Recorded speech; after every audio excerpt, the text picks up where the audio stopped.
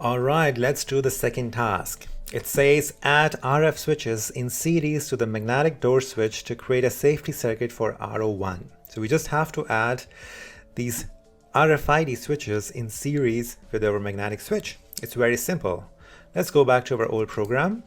Now here, if you have seen the last video, we have added one input, magnetic switch. Now we have to add more inputs.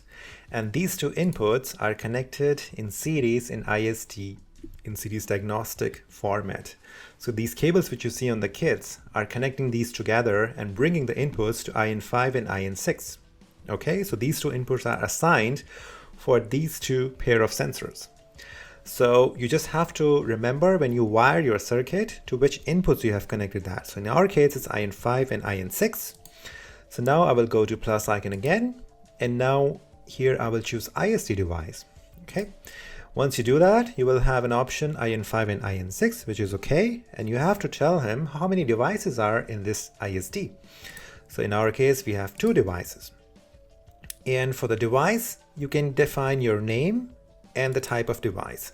So this is also our door switch. So I will select door switch, and I know my first device is the door switch which is unique. So I will write door S unique, and the other one is door S with low coding and unique coding. So I can maybe write SW better. And now number of devices is 2, IN5 and 6 is correct. And here you can write ISD1 door switch, or like this, just to define the name. Click OK, and your inputs are defined here. Now the task says we have to connect these inputs in series, so these all should work together. This is very easy. Once you go to your functional view, now we have to create a block. The block is, for series, we have an AND gate. So click on this block here, and you can select AND gate directly from this icon.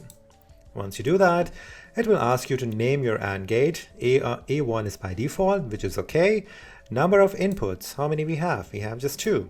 Perfect. Click OK, and this is your AND gate. Now this AND gate has 2 input, which is switch and this ISD series. So I can select this one, press delete from my keyboard, it's gone, and I can connect 2 of the inputs, simple drag and drop. And drag and drop. Very easy. Now we just have to download this. Same procedure, write to controller, save the project. Yes, I want to save that. 1901, which is my default password. Continue. So this will turn off my outputs.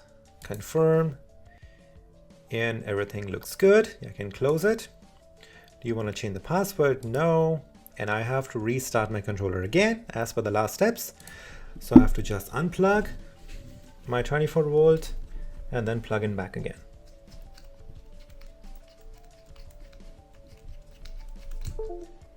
This is unplugged. Plug back again. And now I can just go to online and check how's the status of my program. In this case, I have to just, and now you will see a live mode.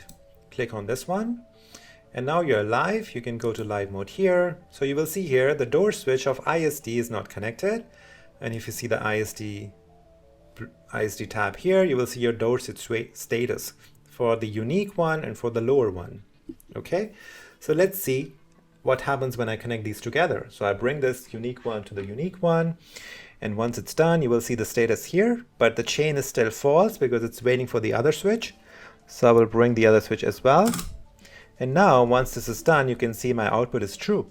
So my relay is running because this ISD chain is true and my magnetic switch is true. So if you see here in live mode, these both switches in series are true. And if you want to see in the functional view, you can also see that. So if one of the input fails or opens, the output goes off because we have an AND gate. Very easy. This is for the RFID switch. And this is for unique coding switch. So you have seen how easy it is to program the controller and add your inputs within fraction of seconds and safeguard your circuit. This was the task in this video. In the next video, we will see how we can add emergency stop switch to create a safety circuit for RO2. So now we're going to use e-stop and we're going to use RO2 to control using an e-stop. See you in the next video. Thank you.